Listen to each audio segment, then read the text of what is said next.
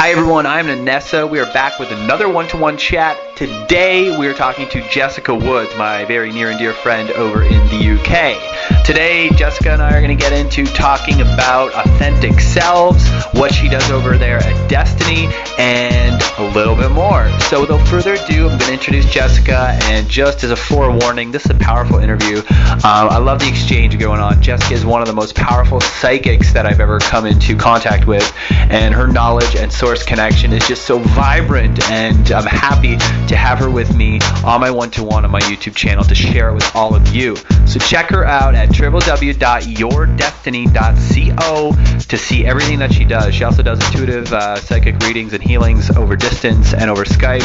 So check her out and hook up. Without further ado, here is Jessica Woods and Nenesso one-to-one. So how are you, Jess? I'm fantastic, thank you. Had an absolutely excellent last week.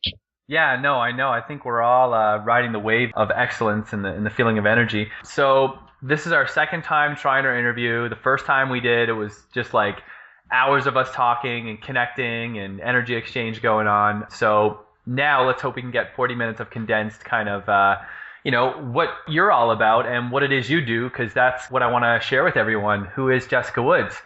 So with that in mind, can you shed a little insight, first of all, on who you are and what it is Destiny is and what you offer? Yeah, lovely.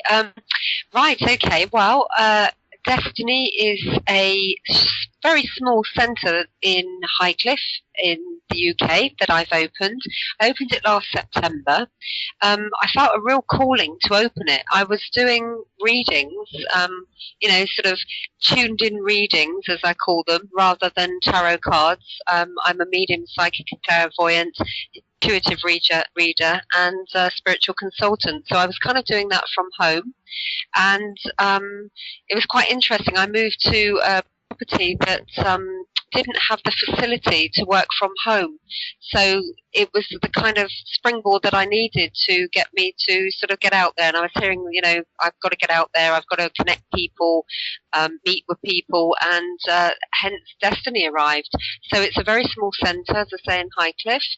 And I do my readings from there. And lots of other things as well, actually. There's lots of workshops that are run there, law of attraction workshops, meditation groups. I run a divine awareness group as well, which helps people with their spiritual development and personal development.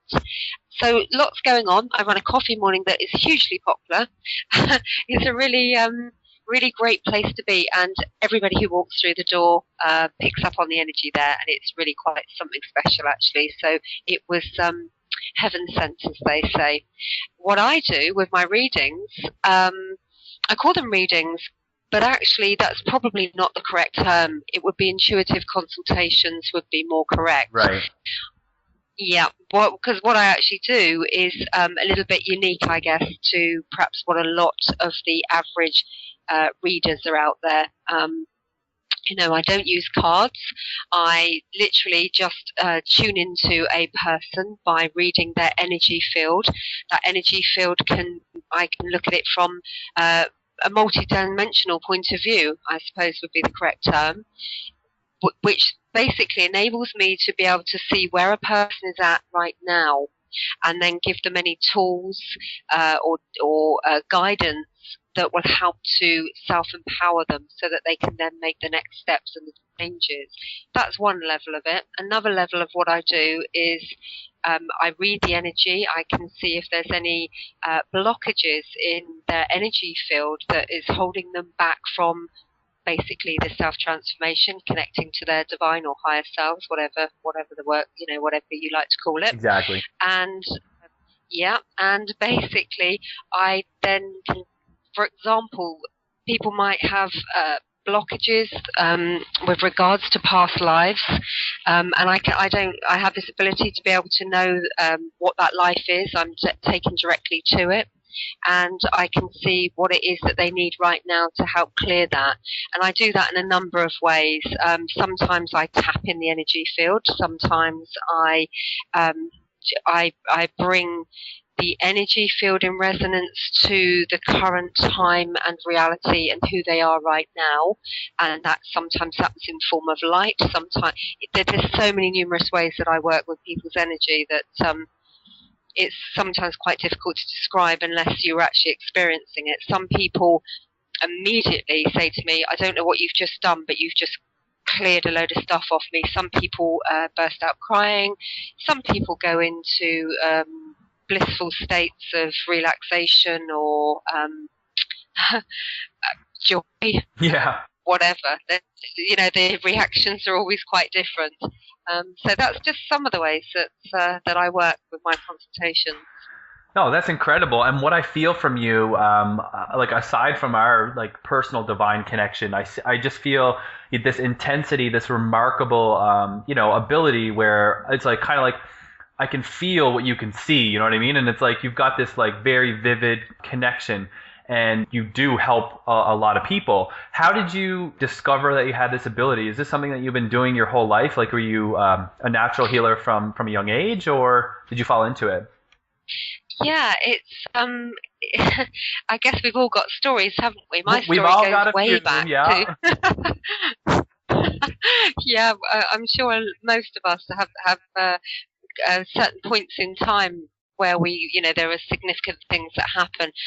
I would say that really I was born into it, if that makes sense, because I was always aware, very much so, that my family, for example, not non-religious, yet you die, that's it. You're gone. There is nothing else. And I was quite bewildered as a child because I knew that that kind of wasn't the case at all, and there was so much more. I used to have a lot of direct contact with different guides. Sometimes a little bit freaked out when I went to some people's houses and some of the spirits that I used to see.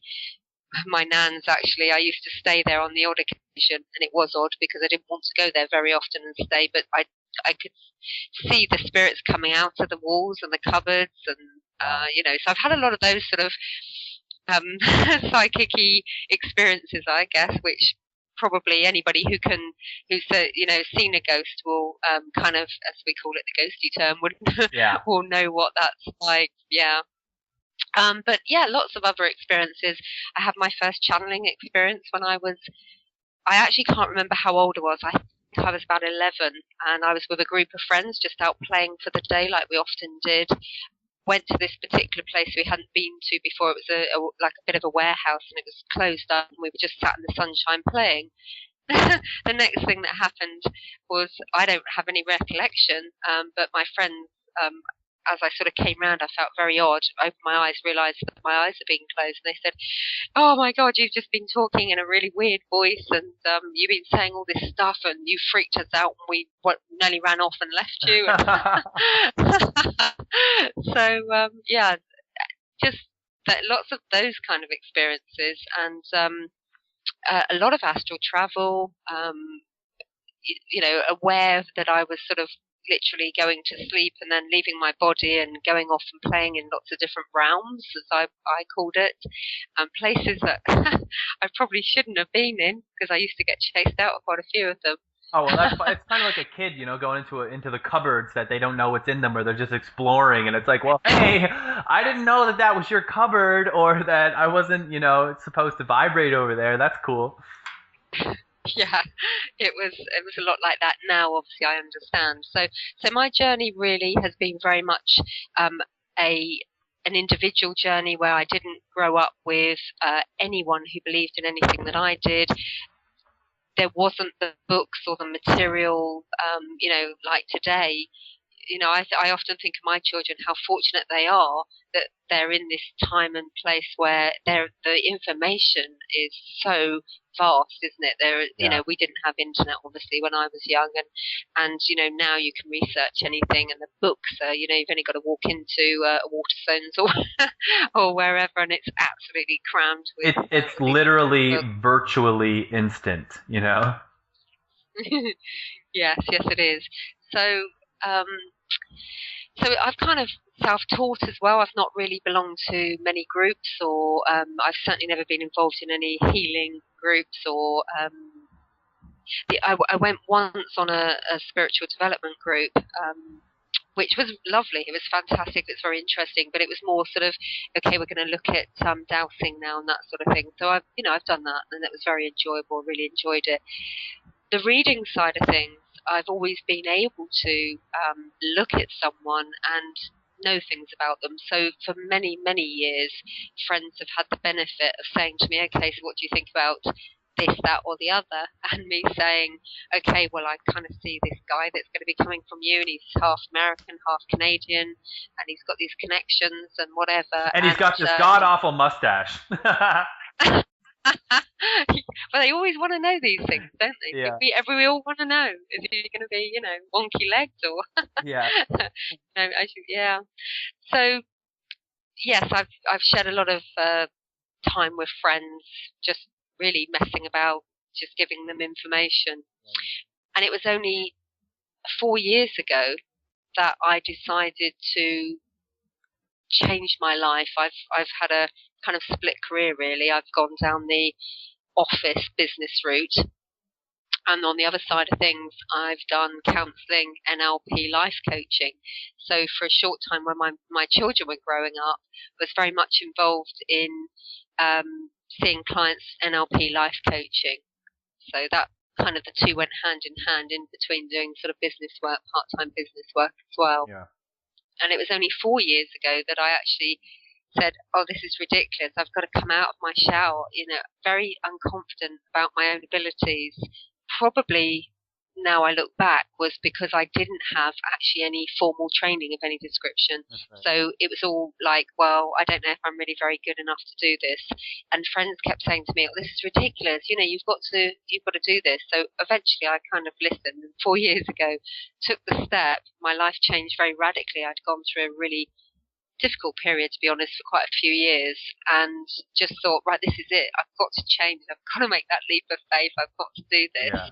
It feels right to do it. So I was quite scared. Anyway, I obviously put a little notice up in the local shops. I was living in a very quiet village at the time, and people responded to it. And I remember sitting there and waiting, to do my first reading, thinking, oh my God, are they going to think I'm bonkers, or am I actually going to help this person? Absolutely. So that's what happened. Obviously, the rest is history. But I've been doing that now for 4 years, and as I say, I've opened Destiny. But it has changed a lot, and very much about that we're in changing, moving times. We're becoming more aware, becoming more open. We're transforming ourselves, aren't we? Continually. In this last week, I'm sure that there's not many people on this planet that I've spoken to who haven't felt a major shift over the last week. So I'm pretty sure that we're all changing. It's coming. And isn't it fascinating, Jessica, how we have these moments in our life, whether they come over, the period of years, weeks, or days, where we always have that moment. It's kind of like the do or die moment where we approach the broken bridge or the broken track or whatever it is, and we actually have to leap to the other side, where we have this like comfort zone, whether we do formal training in whatever it is that we're doing, or we have self-taught abilities or this internal knowing that we have, and we follow that. Whatever it is, we're always faced, when it comes time to move forward in sort of like a quantum leap, we always have this part where we have to do it ourselves and we have to jump. It's like, all right, well, you have to trust your training, you have to trust your education or whatever it is, or you have to trust yourself, because you need to move forward. It's no longer this little theory that you have in your head about how the world works and how you've experimented with yourself, with energies and with astral travel. It's no longer this internal concept that you have. It's translating into your life. People are noticing it. People are complimenting it on it. And you're actually affecting people. So it's come for the time, and I keep getting this message now. So we get that moment to move forward. And then that's our first sort of momentous leap. And then from there, maybe a couple years, couple months, couple weeks, or even days. And then we go for the next one until it actually becomes, the hurdles become large steps, become regular pace, becomes fluid movement. So we actually just flow our way into this, knowing of ourselves. Yes, I think that's a really lovely way of putting it. Sort of flowing into this knowing of ourselves. That is very true. And we're always constantly getting signals, aren't we? We're always constantly getting reminders or synchronicities, keys, whatever you want to call it. They're all out there. We're continually surrounded by it, and being able to find whatever it is that helps you to move forward, just taking that first step, I just think is absolutely so important. If we don't, we just get more of the same, and it is just uncomfortable for anybody who's listening to this who may have been in that position where they want to make a change, they want to move forward, they want to do something else. And quite often, we don't even know what it is, but we have an inkling. We just know we've got to move in a particular direction.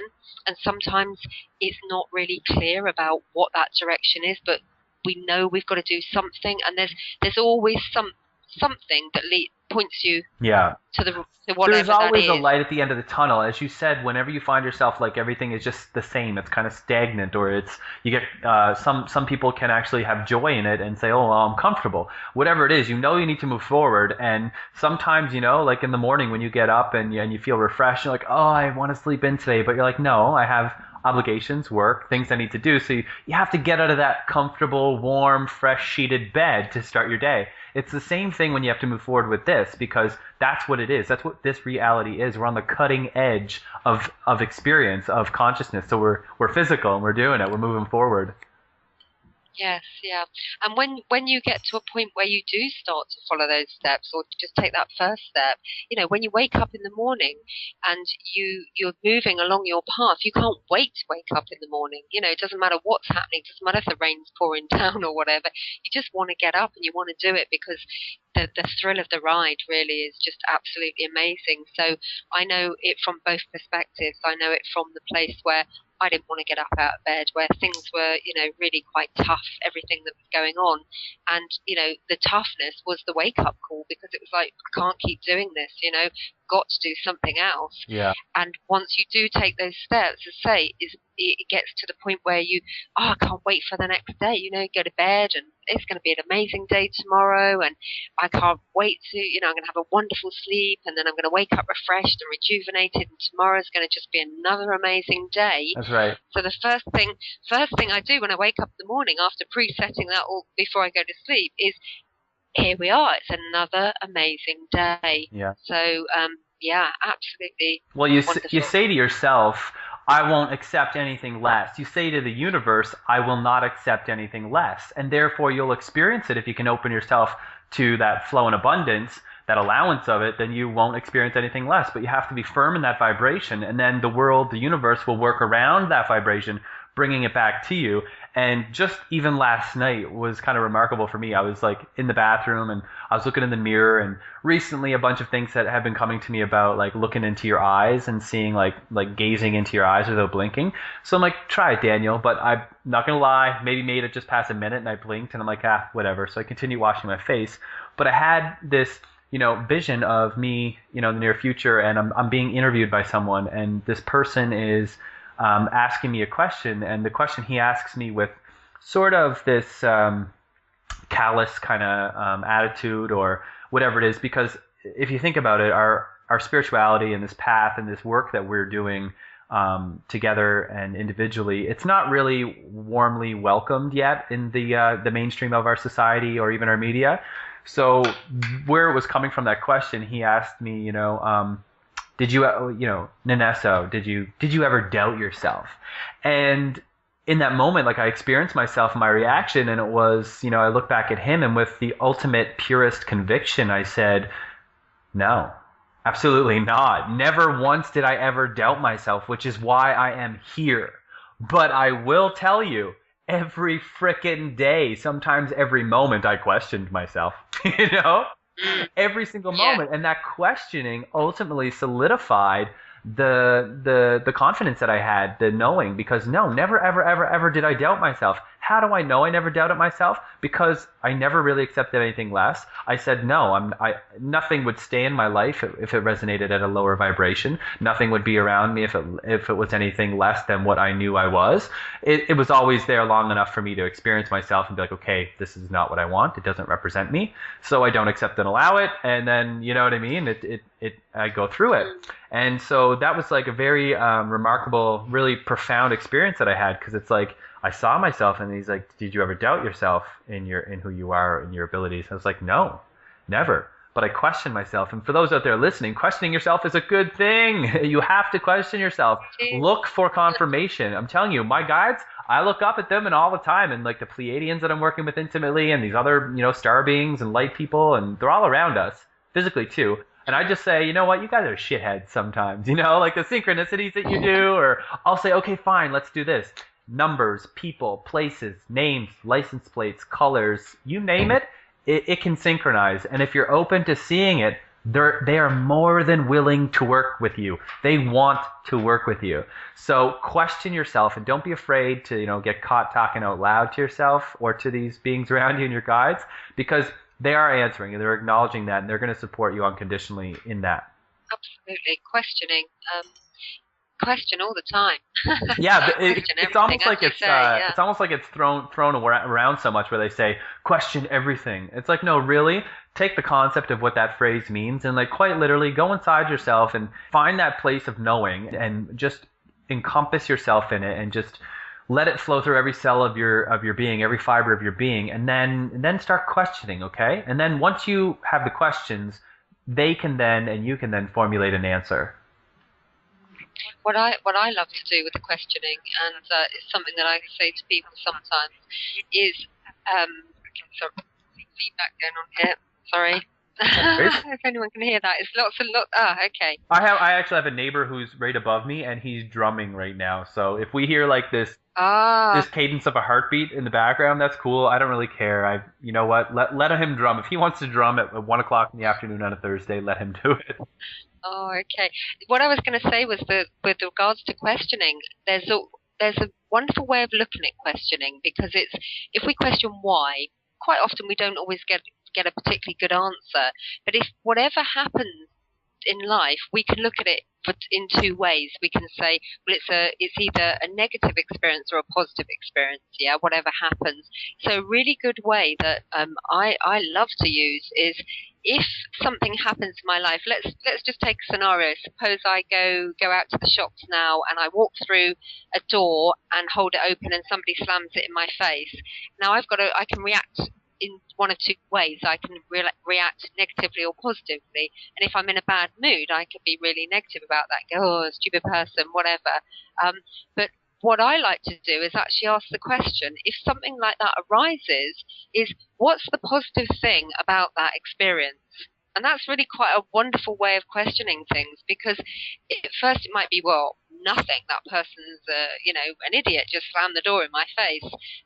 But if you just listen to that answer, which is what I think you were saying, then there is always something very positive about why that's happened. And it could be anything. It might be that you feel you need to be more assertive right now, and that could reflect with other things that are happening in your life, that sort of thing. So questioning I love, and questioning yourself is, what is the positive that this experience is bringing for me? And I love it. Right, because if you don't see the positive in there, then you really aren't in charge and control of your own destiny, are you? If you are able to question it and come up with that positive meaning, or you're able to see it right away even, then first of all, doors probably won't be slammed in your face very often, and you will probably have like a very synchronistic flowing existence of, bliss and joy in every moment of your experience. But you have to be able to like look at it on that flip side. So that ability in itself is like, there you go. So if you can't see that, realize that, people, when you are walking down the street and you stub your toe, or you miss the bus, or you get splashed with water, or someone says something to you, or you get the butt end of the joke, or, something's not going your way, or they don't have what you need at the supermarket, or you get a door in the face. If you're not able to go through the process of the questioning, or you're not able to right away even see the positive in there or whatever, that's just a reflection. Hello, it's very normal. It's just a reflection showing to you that you're not in control of your own destiny right now. But you're actually giving yourself this example and this experience to show yourself, hey, dude, look, I'm showing you on the higher levels of yourself that you're not consciously in control. So it's a way of doing that. So if you can, I see in my mind right now, I see it's like a lasso. If you can like lasso that experience and just pull yourself into it and be like, okay, I get it. So then you can say, I don't need this experience anymore. You can stop giving me the negative. You can stop giving me this like door in the face, right? And then you can ultimately start changing your experience and say, I want doors to open. I want people to hold them open for me. And then quite literally, that transformation will happen and you'll experience it. Absolutely. I love the lasso effect. Yeah, no, that's what I'm doing. And you can totally relate to me because I know you love Jim Carrey. It's kind of like it's the hero. Yeah, totally. The Mask, and he's like, he's like, hold on, sugar, daddy's got a sweet boot tonight, and he's like pulling it in with his like humor. That's totally what I'm getting.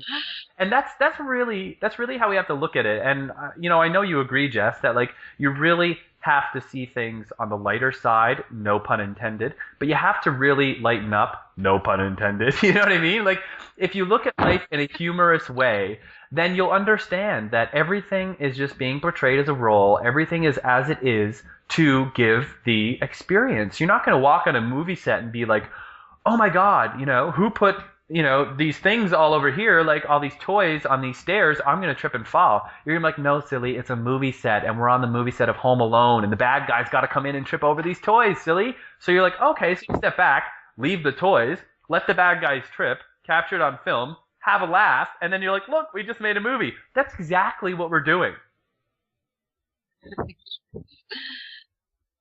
Does that make sense? It does. It makes a lot of sense. It's just funny. I love that. Yeah, it's funny when you look at it that way. And, I feel like I'm so, blessed in my own right to be able to look at things from a film perspective because of my background as an actor and as a writer. So that can translate. And, some people out there are like, well, we're not all actors or writers, Daniel. And it's like, well, yes, actually you are. And you've actually written yourself as a person who's not a writer or an actor. And you're actually acting out not being an actor. So isn't that quite a heartful for you? It certainly is. You know what I mean? It certainly is. I love the way you put things. You're very eloquent. And Jim Carrey, as I say, I love that. He's my favourite. It makes me laugh. Oh, yeah. That guy inspired me absolutely to become an actor.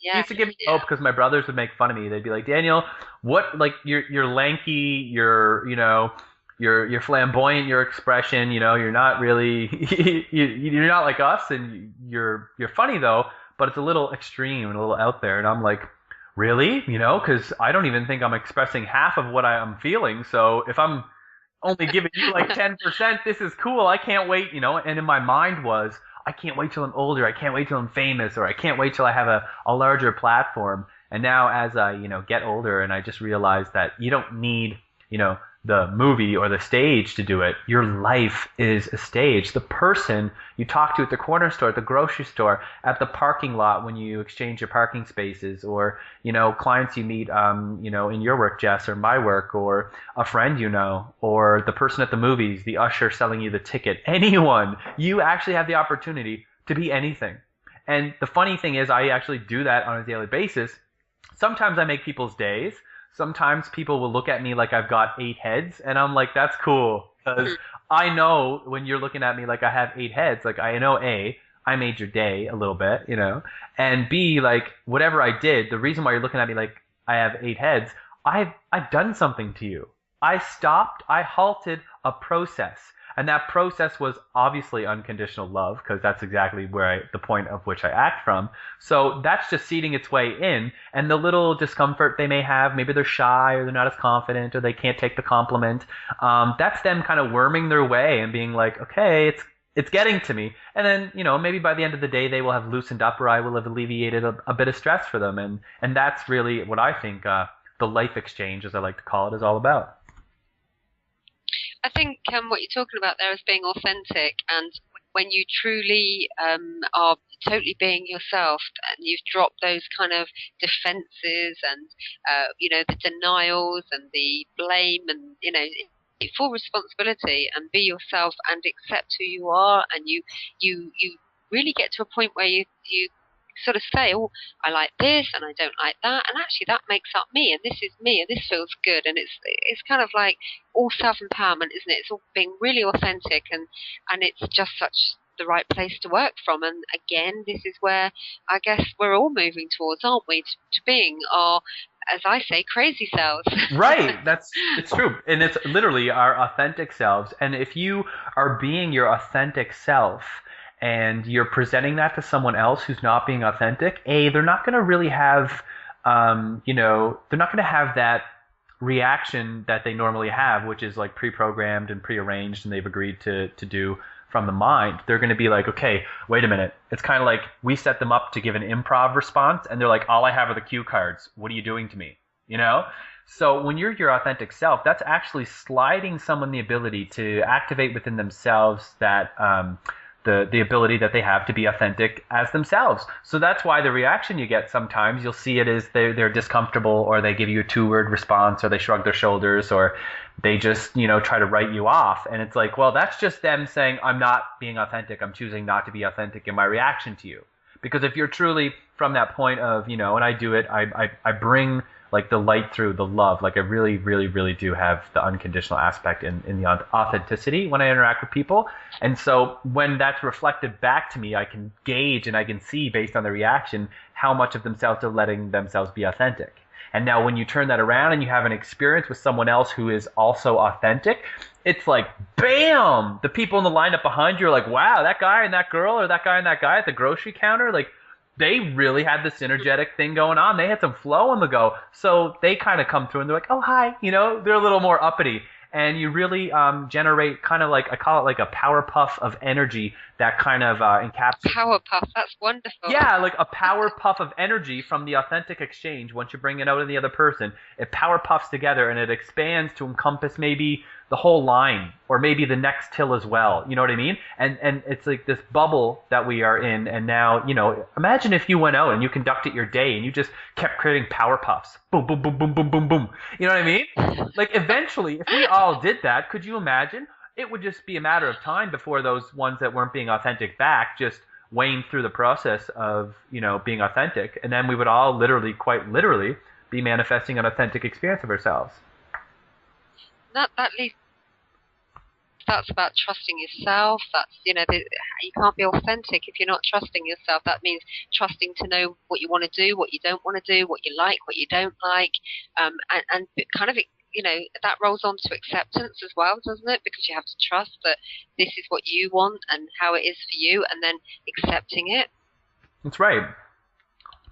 And it's not just the concepts, the fluffy concepts of self-acceptance and things like that. It's actually accept yourself. And the number one holdback I find with people is they're like, well, and even with myself when I was coming forward, and I still am, it's like, well, I don't want to represent anything that's not the truth. Like, what's the truth? And we all cling on to this as if it's like this something that's set in stone, written on the Stonehenge somewhere, and it says, this is the truth. If you don't come from this point, then you're not being real and authentic and truthful and honest and self. And it's like, well, no. And what I get is there is no truth. As a matter of fact, there is no spoon. Similar to the Matrix, right? There is no truth. Truth is just authenticity. And just like your truth is your truth, my truth is my truth, her truth is her truth, his truth is his truth, their truth is theirs, authenticity is just as individual. So there is no truth. I can't tell you, Jessica Woods, what is true about the other realms and about the higher connections and source energy. And you, Jessica Woods, can't tell me, Daniel, about what is my truth and what the connection is. We can share our experiences of it, and we can share where we come from, because the point of which we come from is that ultimate unity, the ball of unity, that God essence in the center of our being. And that's, in essence, what I guess we could call truth, but it's unlabelable, So when we bring it out in our lives, we get confused sometimes by bringing it out as this tangible, touchable, feelable, sensible truth. And if it's not this truth written down on this card, you can't then give it to other people because they won't accept anything less. But when you start to awaken to your truth in the sense of like, there is no truth, the truth is just being authentic in every single moment of your experience, then people are like, what? I just got to relax And it's like that, and you're like, yeah, dude, that's all you got to do, and that's what truth is. And then that just like melts life away, as I like to call. Yeah, that's nice. It's just resonating with your own truth, isn't it? As you say, we've all got different truths, and we're all going to see it from different aspects, different angles, different ways, different heights and depths, and it's about resonating with your own truth. And one of the things that I find is if you consciously bring your attention to your heart center, the truth is always there. It's very much undeniably there. Doesn't matter. You can try and talk yourself out of it with your head, but your heart really does know that truth because it's how it feels. As they say, whether you accept it or not, acceptance is from the mind and truth is from the heart. Yes, yeah, very much so. That's cool. So with Destiny, and as you mentioned, just over the past 4 years, you kind of have been, working with more and more and more and more of yourself, your authentic self, as it were. You opened Destiny just recently, last September. Would you say that like opening Destiny and doing what you do now, sort of full throttle, is having to do with something of, people coming together all over the world for this 2012 shift? And, the ones you're meeting now, are they, would you say, the connectors and the connecting dots that are assisting in the shift? And do you think that it's timed divinely, with you coming into Destiny and your work? Do you think that suits up with the buzz around 2012? Yes, absolutely. Now, one of the main reasons that I took the step to go into Destiny and open the doors there was very much because I was told, or I was telling myself, whatever way your perception of what you want to look at it, was that I had to connect people, that it was time to not only get myself out there to connect with more people, but also those people needed to connect with each other. And it's been a wonderful exchanges from people that have walked through the door of Destiny. There are some amazing connections that have been made. I think the last time we spoke, you mentioned Magenta Pixie. We connected through Destiny. She walked through the door. It was a bit of a long story, but she was told that there's somebody who does something that the same as you do down up in Highcliffe. So she came through the door as well, and we took one look at each other and knew that we were meant to connect. So what you're saying about these coming together of 2012 and the mass of people, the consciousness, how we're all connecting, and the unity that's resonating in our energy fields because of the 2012, the awakening, the awareness, whatever the expression that everybody wants to call it. Yeah. And so many people have been connecting through that, and for me it's just an absolute pleasure to, and it may be that they're just making friendships, and that they're coming out of their shells slowly because they've kind of been hiding behind closed doors, if you like. And that's really what it's been like for a lot of the what I call therapists and healers. And there's been a lot of individual, singular people working behind closed doors. And obviously, I've just told you I was one of them. Yeah. Working away behind closed doors. Putting the odd ad out there and then getting recommendations and, taking it from there, but not connecting with anybody else. So, to be able to see people connecting and uniting and growing. And there's been a lot of very significant exchanges. As I say, I met Magenta Pixie and, we've come together, and there's a lot of people with codes. We've got a lot of codes that we're bringing into 2012, which are awakening us, if you like, keys in locks, our vibration taking us to another levels, and then that's spreading out with all those that we are connecting with. So there's just absolutely tremendous connections that are going on right now, and I find it truly amazing what's happening. Oh, it is. It comes down to the age-old saying, and I know the Pleiadians work with this a lot, where they refer to us as a book, the book of Earth, or the story of our lives.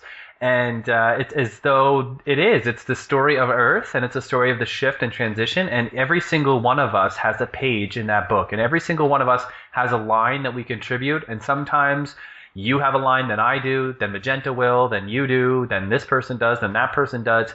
either way, it goes. And as you were saying about people that kind of, walk in the door and they connect with you, sometimes it's just friendships. Other times it's like you and Magenta, you come through with this magical, okay, we've got some divine work that we need to do right now.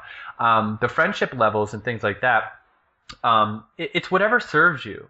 Wherever you are, like you said, it's a closeted thing. People are coming out of the closet, the individual, the healers, and these, hidden masters is what I'm getting. And so when they kind of come out of their shell and they're interacting with people, you're going to interact with people on the level that you've come out of the shell at. Newborn babies or newborn chickas that come out of those eggs, mama has to chew up the worm for them, right? So that may be what you're meeting. But if you come out of the egg, similar to like the children that are being born now or the people that are coming forward sooner, quicker, more, it's like, boom, you meet the connection right away. Like, you and Magenta have been doing your work individually, coming out, you open destiny, boom, you opened a door. You've got a connection.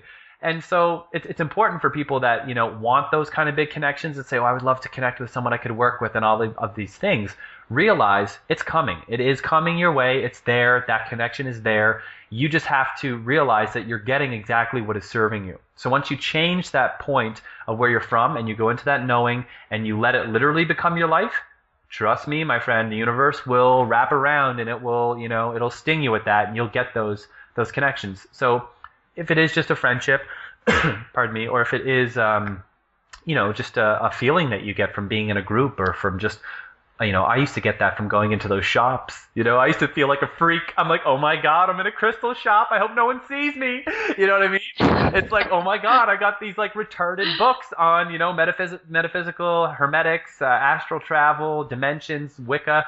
And, I was kind of like, I didn't want anybody to see those books. Now I actually go to a coffee shop. I put those books down on the table and be like, there, I hope someone comments or I hope someone can, see what I'm reading and understand or see my vibration. So the connection magic that's going on between us all is just remarkable. Yes, yeah, it is that opening. I mean, a lot of people, when they've come into me and they've said, I just had to come in. There's something said to me, I've got to go in there. I've driven past a few times, try and ignore it, and I can't ignore it anymore. I have to come in. So there's this a magnetic pull that brings them in, and then maybe it's that they come and they have a consultation with me. Maybe they come along to one of the events and groups, and then they sort of say, I've been. All this stuff's been going on in my head for so long, and I thought I was weird, and I thought I was different from everybody else, and I say, and you are, because we're all different. Of course. Every single one of us is different. But yes, you're awakening, and you've come to the right place. So, then they may go, just maybe it's just one word, as you say, maybe it's a friendship. It doesn't matter what the connection is, but they've opened it. They've taken that one step. I've even had people come in who they've sort of like literally hurried in, shut the door behind them, and then sort of like looking over their shoulder because at one point I didn't have any blinds or anything up, so everybody could see them. I know, and they were absolutely, I don't want to come in there because somebody might see me and call me a weirdo. Hey, that's the focus of Starbucks to get the grande mocha half sweet. Now we know where he gets his juice. Like, he's a freak. So it's first steps.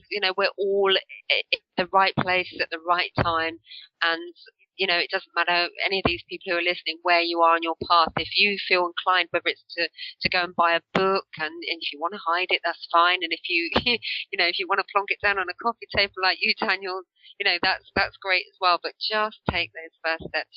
Talk to that person. Go where you feel directed. Say what you want to say, and watch the miracles unfold. This is 2012. This is it.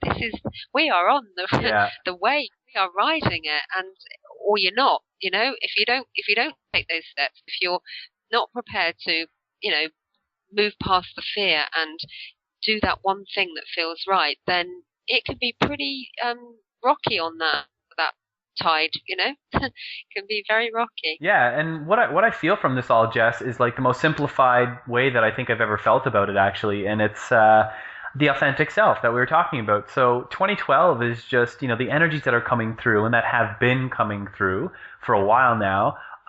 It's just the ultimate goal of what we're meant to be anyway, which is, it's like these energies coming in, it's like a blanket of comfort allowing us to be comfortable with being our authentic selves. So the more, comfort and ease we have of being our authentic selves, and the more kind of like we see, because, people in this world love tangible results. So the more we see, oh, it actually works. Oh, there's a connection. Oh, there's a synchronicity. Oh, there's abundance, Whoa, those are things that lead me to that path.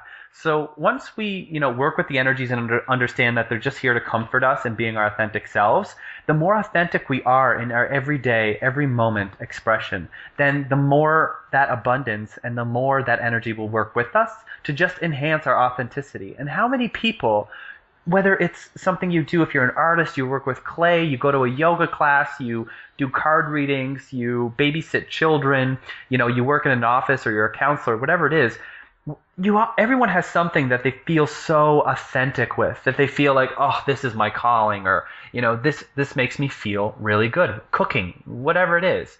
And that's what these energies are here to do. They're here to take that from that one singular point in your life and to spread it out into your whole experience. So your whole life becomes a meditation or a prayer. Your whole life becomes this authentic version, which is exactly, we haven't been authentic up to this point, really. So that's where we're headed. This is what 2012 is, simply put.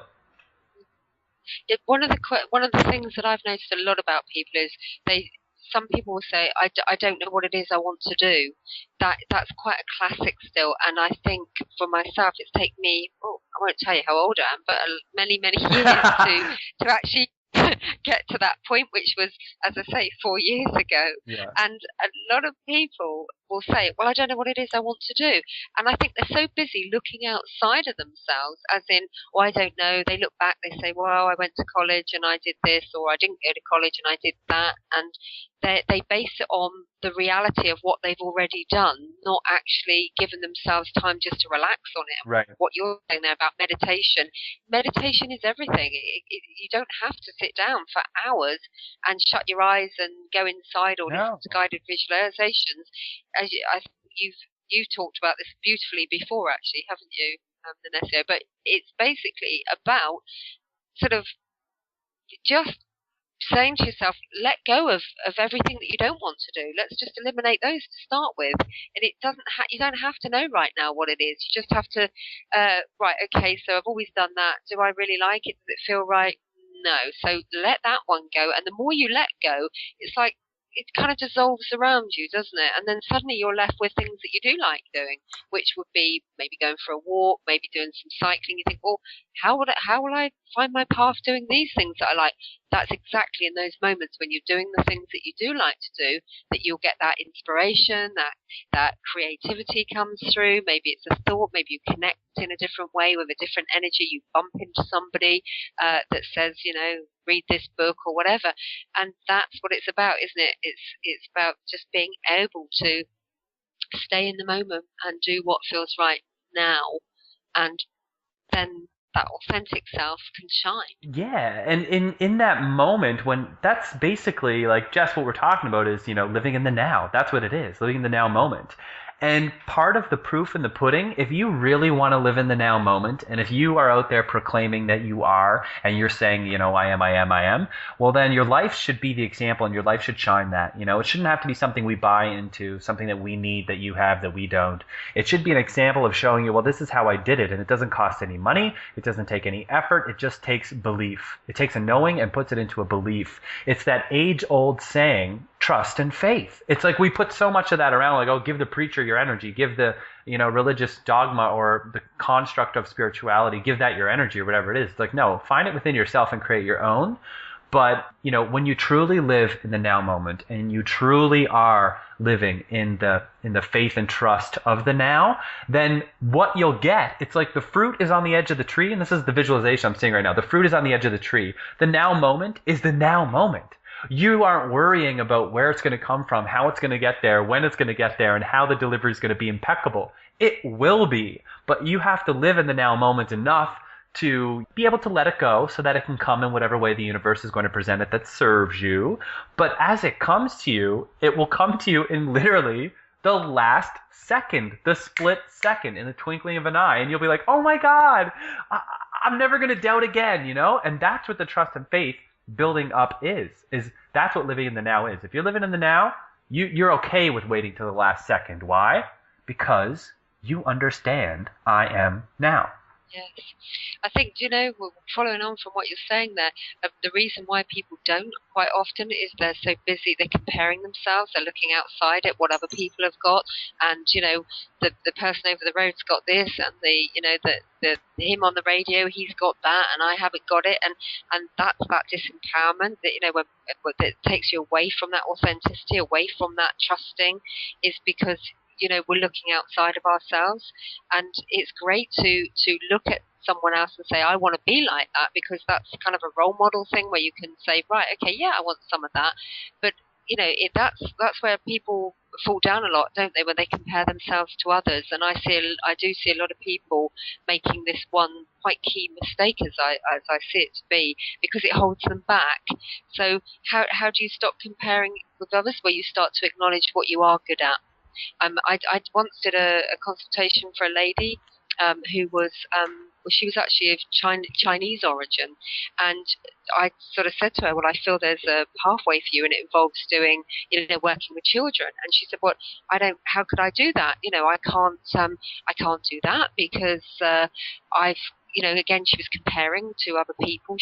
What basically she was saying was because I speak Chinese and don't speak exceptionally good English, I wouldn't be able to do that.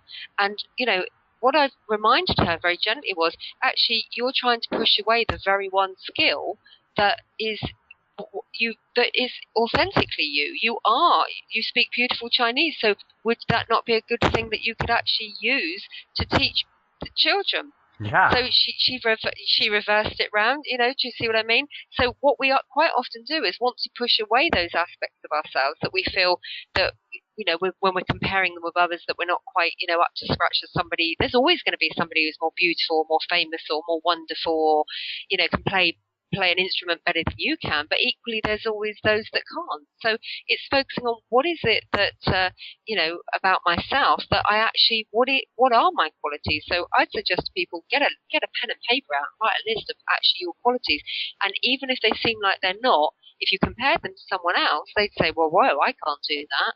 So I think that's part of it, isn't it? Being able to be trusting yourself is to acknowledge those skills and really who you are. Yeah. Get to know yourself, folks, really, is what I'm trying to say. Oh, yeah, you have to. And that's what authenticity is. And, as you were saying that, it came to me that, like, when you're authentic and you're being your authentic self, that's the in here. That's the you within. So when you go within and you find the authenticity in your, as we were saying earlier, truth, and you bring that out, that's your authentic expression. It's your authentic self. But if you're acting from a point of, this is what the system tells me I should do and be, this is what the education and the professional background I have tells me I should be, this is how I need to conduct myself in society, this is what I need to do to be, indicted into the church, this is what I need to do to be accepted within my community, whatever it is, that's the systematic aspect of it. So in turn, you're not being your authentic self, you're being your authentic self pushed through those grates, as it were, and coming out as a synthetic self. And the synthetic self is what will function greatly in those times, in those, education systems, in the professional, political arena, all of those things. They actually require a synthetic self, you know what I mean? And then you come around and you have this authentic self, and that's what the shift is about, people. It's the new earth, okay? So it's the authentic earth. We're not accepting anything less. There are no exceptions. So everything synthetic that is not, authentic, that is built on greed, corruption, and all of this foundation that is just crumbling. The soil is gone. It is rotted. So that stuff is going to collapse. And if you are still acting from the point of a synthetic expression, then you too as yourself will appear to be falling, crumbling, failing, miserable, dying, whatever it is. You're going to get diseased. Look at our pharmaceutical companies. What do they create? Synthetic drugs. Synthetic drugs are usually a concentrated singular aspect of, a leaf, like cocaine, let's say, for example, comes from the cocoa whatever leaf. And the cocoa whatever leaf is actually used to brew tea to give people energy to climb mountains and to support vitality in these places. But if you take and isolate this little cellular molecular piece of it and you take that out and you concentrate it scientifically, synthetically, you get a drug. And the same thing with like fructose syrup from corn, you know what I mean? It's like very similar in that way. So when you're acting from your synthetic self, realize you will be doing well. You'll have the money, you'll have the car maybe, or you'll have the function in society that is ideal in your terms. But you will still say, you know what? Something ain't right. Because you know you're not being your authentic self. When you're your authentic self, that's where you come through, and if you so choose, you can manipulate the synthetic systems because you know your way around it because you know that what they are. So that's what it is. It's this huge, huge, people, paradigm shift from the synthetic self and the synthetic existence to the authentic. And that's really all the shift is. So when you look at it that way, you're like, oh, all of a sudden it ain't so bad. Okay, cool. I can let go of those things. Whew, you know what? I really don't want to judge myself anyway because I like my thighs. I love myself, or whatever the case may be, or I love where I'm at. So once that authentic self comes through, you're going to start to experience the new earth that's being birthed right now, which is the authentic one. So you're going to switch. You're going to switch. And in that switching, that transition is when the crumbling down of the synthetic things happen. Because what do these synthetic drugs even do to you anyway? They're not good for you. They cause dis-ease in themselves. Oh, it's a synthetic version. It's a synthetic version. It's genetically modified. But when you have the organic, authentic, what is it? Ooh, vitality, light, love, essence. Hello. What are you going to choose? What are you going to choose? Yeah, absolutely. Well, I know what we're all choosing, so hopefully all of you listen to this will be choosing too. Oh yeah, you know where we're going. I love this. I love the energy exchange, and I love connecting with people. And especially I'm so glad that we have this opportunity to do this chat again. And just concluding up on the hour, we've basically been talking about the authentic self. Is there anything else that you want to add on? Basically, what is motivating these people to come forward? Because people could be watching this and listening to this, hearing my voice, hearing your voice, seeing that, you're over there in England and you've got this great shop and you do these services and, you also have all these professional clinical backgrounds and things from the system, but you're also bringing this authentic source connection aspect to it. It's not all, what it's cracked up to be because you've had your struggles, you've had your internal fighting and your internal coming forward that is really the hardest part. And once you do that, you don't really need the mentor. You don't really need those things. They're just there to support you. And I've had the same thing. I'm still going through it, connecting with you and with Magenta Pixie and D Mason and all these other people that are out there that we're all connecting with. That is what is easing it into. So, it's just remarkable. I love the connections, love the people, love you. I absolutely love all the connections, love you too. And do you know what I was going to say to all those people that are listening? If you're one of those people that are feeling synthetic, that something is missing from your life, and it doesn't matter what you've got, whether you've got a good job, a nice car, or you've got nothing, but just feels like there's something missing, then the message here is to, get in touch with what you really want. Forget what you think society wants you to want, exactly what you're saying. Just take all that, push all that back, and just be prepared to expose yourself and listen to yourself, and the answers will come. The person will be there. Everything will work out perfectly. It is a journey. We've all been on that journey. We are all on this journey, and we all will be. And I often hear someone's going to get left behind. Now, I don't do anybody leaving behind. Nobody's getting left behind. We're all ascending. We're all opening to this. So it doesn't matter what stage you're at. Just keep on your path. Keep taking those steps and never, ever give up. That's right. Wherever you are in your step, that is what most serves you. If you don't feel that it's serving you anymore, then you're just evolving, which is great. So now just take action upon what is now serving you. Well put. Yeah, absolutely. Well, okay, this is perfect. We finally got the interview, and I think it's amazing. It's great. We have some catching up to do after this. So everyone, this was Jessica Woods and Nenesso, One-to-One. Thank you for listening, and there's going to be much more of this to come around in the very near future. So thank you, Jessica, for sharing everything about yourself and Destiny and what you do with myself and my listeners. And I look forward to seeing you again. Thank you. Much love to everyone.